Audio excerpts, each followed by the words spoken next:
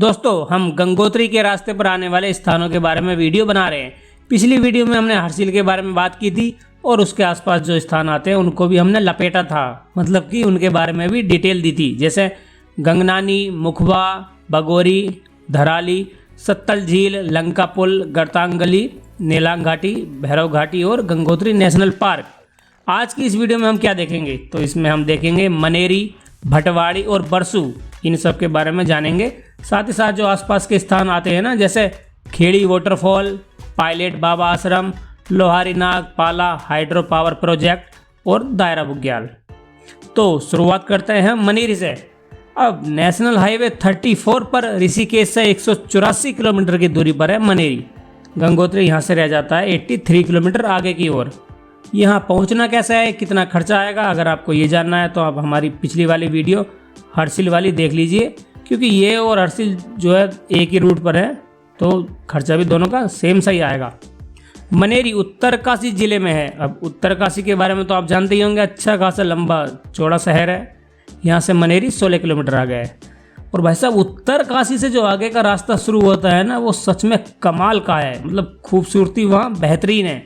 Side में बहती हुई भागीरथी नदी, देवदार के हरे भरे जंगल, बहते झरने और इसी तरह का नज़ारा आपको गंगोत्री तक मिल जाएगा।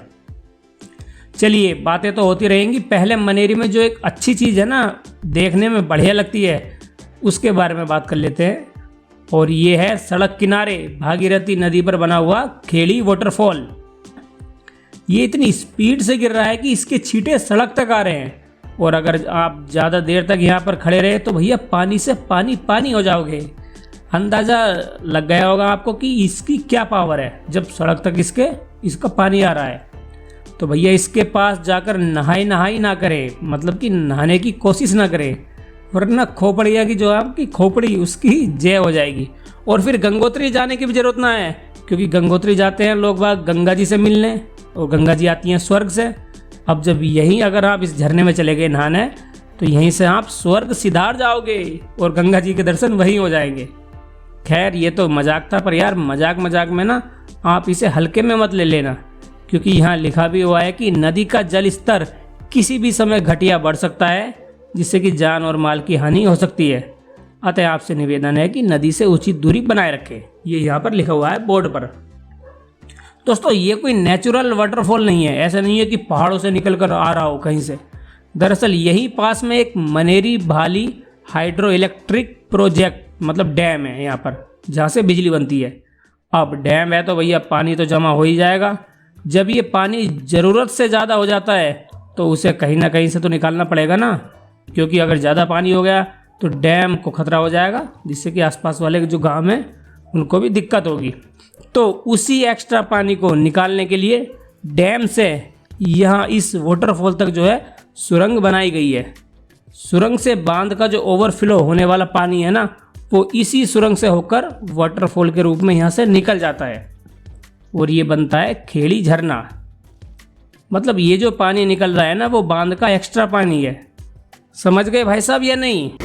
तेरे बिन भारत का इतिहास लिखा ना जाए, गंगा तेरा पानी अमृत। चलिए, जब बात हो ही गई है तो मनेरी भाली हाइड्रो इलेक्ट्रिक डैम को भी देख लेते हैं। देखिए, डैम कई तरह के होते हैं, और जो उसमें से ये एक तरह का जो डैम है ना, ये है ग्रेविटी डैम, जो 39 मीटर लंबा और 127 मीटर चौड़ा है। इससे जो है 90 मेगावाट की बिजली पैदा होती है, जिसे 1984 में शुरू किया गया था। अब डैम के कारण यहाँ पर एक मनेरी झील बन गई है। कहते हैं कि यहाँ पर रिवर राफ्टिंग और बोटिंग जैसी कुछ एक्टिविटी होती है, लेकिन यार हमें तो ऐसा यहाँ कुछ नहीं मिला, ना तो बोटिंग मिली ना रिवर राफ्टिंग, यहाँ पर कुछ भी देखने को नहीं मिला। 1976 में अमिताभ बच्चन और ऋषि कपूर की फिल्म आई थी कभी कभी, उसके कुछ सीन की शूटिंग यहाँ इस डैम के आसपास हुई थी। मनेरी भाली परियोजना से 1 किलोमीटर आगे की ओर है सेवाश्रम, मतलब सेवा का आश्रम, जहाँ पर जो है आपदा के समय लोगों की हेल्प की जाती है, जैसे उनको खाना पीना देना और जो है आवश्यक कुछ चीज़ें मुहैया कराना। साथ ही साथ इस आश्रम की ओर से स्कूल और हॉस्टल भी चलाए जाते हैं।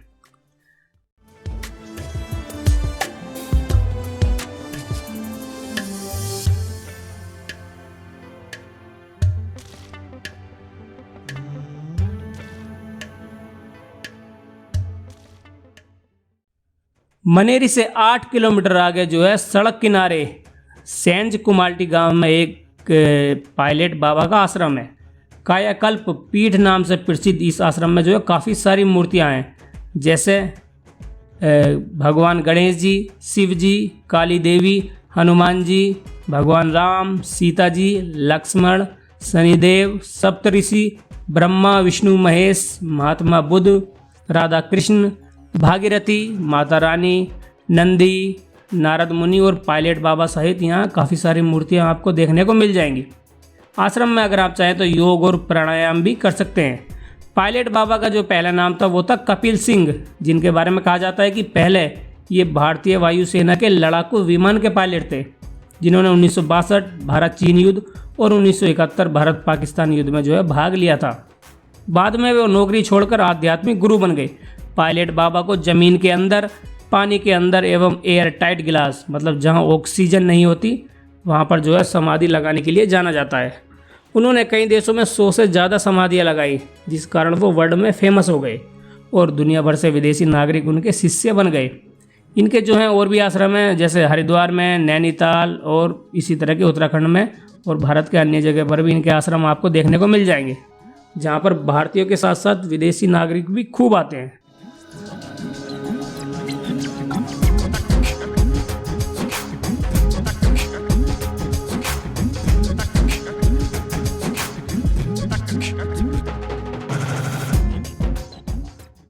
पायलट बाबा से 8 किलोमीटर आगे आपको स्थान मिलेगा भटवाड़ी, जो समुद्र तल से 1218 मीटर की हाइट पर है। भटवाड़ी एक तहसील मुख्यालय है। 2001 की जनसंख्या के अनुसार यहाँ की जनसंख्या थी 1268 और लिटरेसी रेट मतलब साक्षरता दर थी 93%। रुकने की बात करें तो मनेरी और भटवाड़ी में आपको 600 से 800 रुपये में आराम से जो है रूम मिल जाएंगे। गंगोत्री जाने वाले काफ़ी यात्री इन्हीं जगहों पर रुकते हैं। सड़क तो सिंगल लेन है, लेकिन मिलेगी आपको ठीक ठाक। भागीरथी नदी और हरियाली आपके साथ साथ चलती रहेगी, मतलब कि रास्ता जो है मस्त है। बीच बीच में आपको कहीं कहीं वाटरफॉल भी मिल जाएंगे। दोस्तों ये सब मैं आपको इसलिए बताता हूँ जिससे कि आप पहाड़ों के कल्चर, रीति रिवाज और अन्य बातों को जो है जान सको। मेरी यात्राओं का मकसद ये नहीं होता कि बस घूमने गए, कुछ दिन बिताए और घूम कर आ गए। मैं छोटी से छोटी चीज़ों के बारे में जो है जानने को उत्सुक रहता हूँ। इससे मेरी नॉलेज भी बढ़ती है और मुझे संतुष्टि भी मिलती है। और थोड़ा बहुत तो यार आपको भी कुछ जानने समझने को मिलता ही होगा मेरी वीडियो से, अगर देखते हैं तो।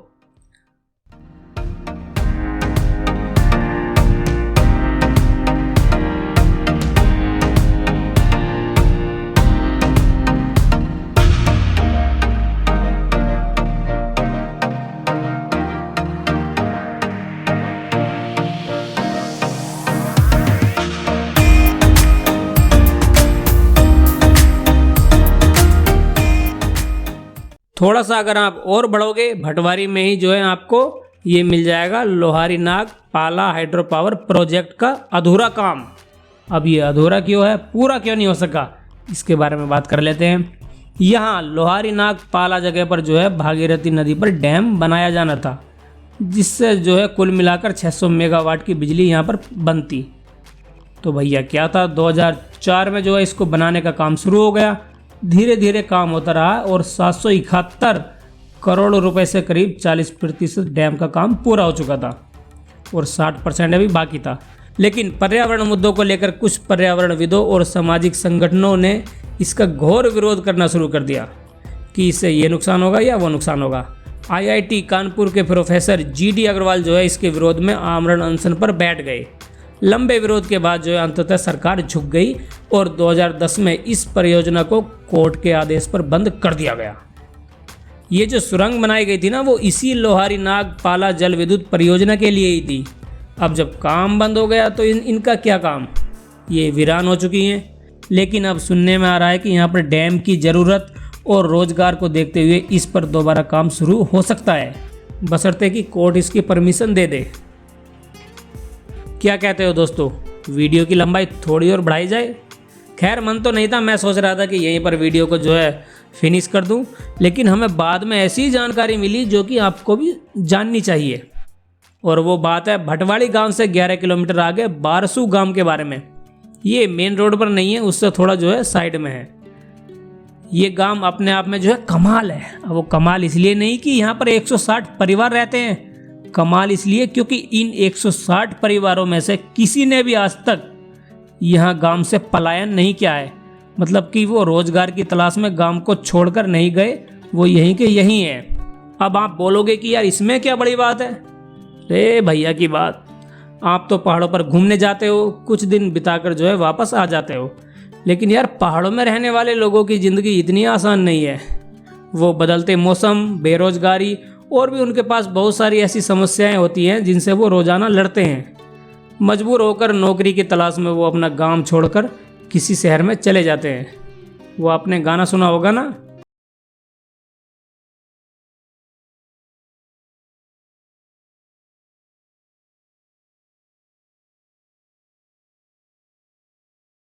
इससे ही आप अंदाज़ा लगा लीजिए कि करीब 10 साल पहले भटवाड़ी से जो है सरकारी ऑफिस भी पलायन कर गए थे।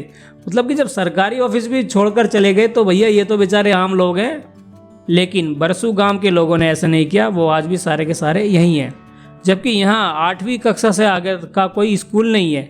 उसके लिए यहाँ आना पड़ता है 10-12 किलोमीटर नीचे भटवाड़ी की ओर। वे यहाँ पर खेती, सेबों के बागान, भेड़ और मछली पालन, पर्यटन, ट्रैकिंग, गेस्ट हाउस आदि अपने कामों में जो है लगे रहते हैं। और एक मज़े की बात सुनिए, गांव तो ये छोटा ही है, पर यहाँ के एक किसान जगमोहन रावत ने जो है अपने खेतों में 300 टन से ज़्यादा आलू उगाया था। इसके लिए उन्हें 2019 में आलू गौरव का सम्मान भी प्रदान किया गया था। सच में यार ऐसे गांव को तो जो है सरकार को प्रमोट करना चाहिए। ये अपने आप में एक आदर्श गांव है, लेकिन सरकार क्या करे भैया, बैठी रहती है ऐसे ही, और लोग बाग जो है अपना शहरों की तरफ पलायन करते रहते हैं। तो बरसू गांव को मेरा सल्यूट है। यहाँ से 9 किलोमीटर का जो है दायरा बुग्याल का एक ट्रैक भी शुरू होता है। अगर आपकी इच्छा है तो वहाँ ट्रैक कर लीजिए। ये जो है आपको सी लेवल से 4000 मीटर की ऊंचाई तक लेकर जाता है। तो मित्रों ये थी अपनी आज की वीडियो। तो चले मिलते हैं अगली वीडियो में उत्तरकाशी और आसपास के स्थानों के बारे में बात करते हुए। तब तक के लिए जय गंगे। देखिए ये है अपना इंडिया। कहाँ गया, मजा आ रहा नहीं।